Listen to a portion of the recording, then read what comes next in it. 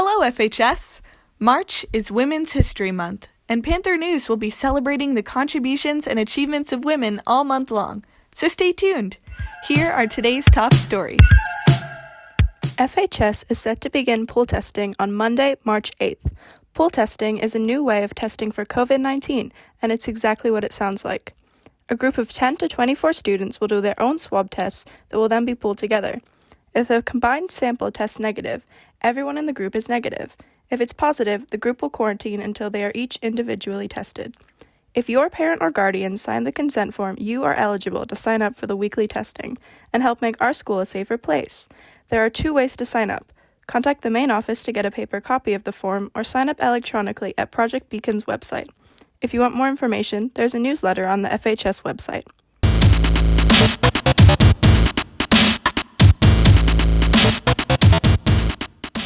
Although questions have been raised, pool testing is launching in 952 mass schools and is expected to start in Franklin on March 8th. Elementary schools are expected to reopen fully this April, according to Governor Baker.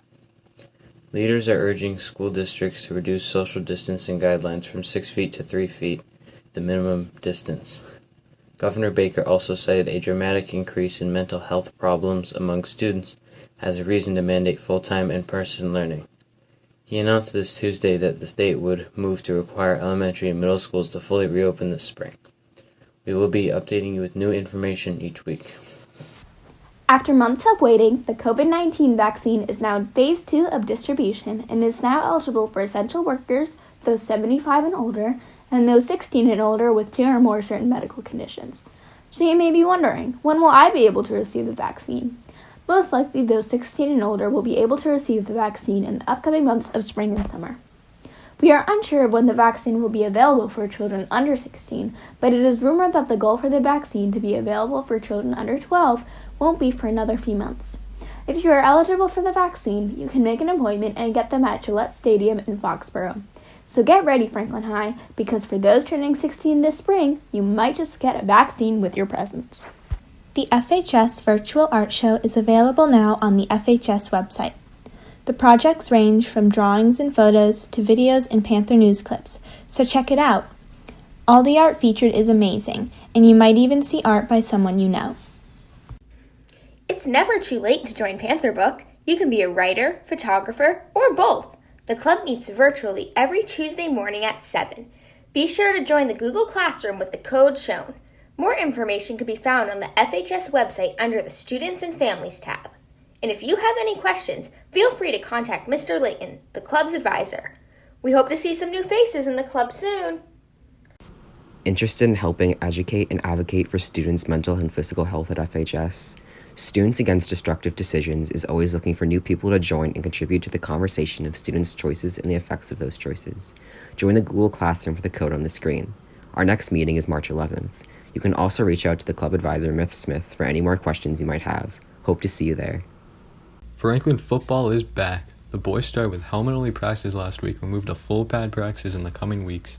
As a result of the pandemic, the players will be wearing masks during practice and games to ensure the safety of everyone. The Panthers host Oliver Ames this afternoon at 4 o'clock for their first scrimmage. Go Panthers! Do you enjoy baseball and can't wait for the season? Well then FHS Caps practices are right for you. The practices are 7 to 10 on every Monday, Wednesday, and Sunday, and are being hosted at Next 9 Up in Franklin. The facility has many batting cages and a big field for the boys to use. Also, masks have to be worn at all times, and they maintain social distancing. The kids are broken up by position to keep things organized. Boston's 2 most successful sports franchises seem to be trending in the right direction halfway through their seasons. After a stretch in which they lost 6 of 8 games, the Celtics have won 3 straight, heading into Thursday's game against the Toronto Raptors. Led by All-Stars Jaylen Brown and Jason Tatum, the C's seem to be right back in the playoff race, heading into the All-Star break. Much like the Celtics, the Bruins have had their ups and downs this season. Just 2 years removed from the Stanley Cup Finals, the Bruins have been red hot, winning 4 in a row to start the February month, before losing 4 of their last 6 to end it.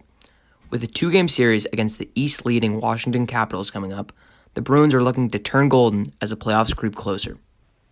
For baseball fans, the long 124-day wait since the last game is over. The MLB has begun its spring training, the preseason scrimmages and training before the actual season begins. The league is divided into smaller groups that play in Arizona, the Cactus League, or Florida, the Grapefruit League.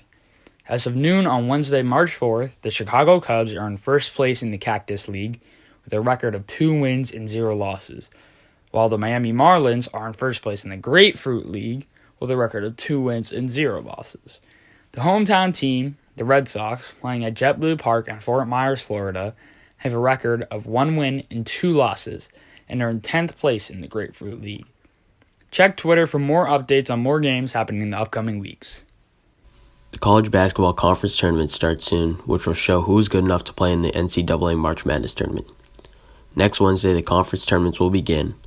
The winner of the 32 conference championships automatically get into the March Madness tournament.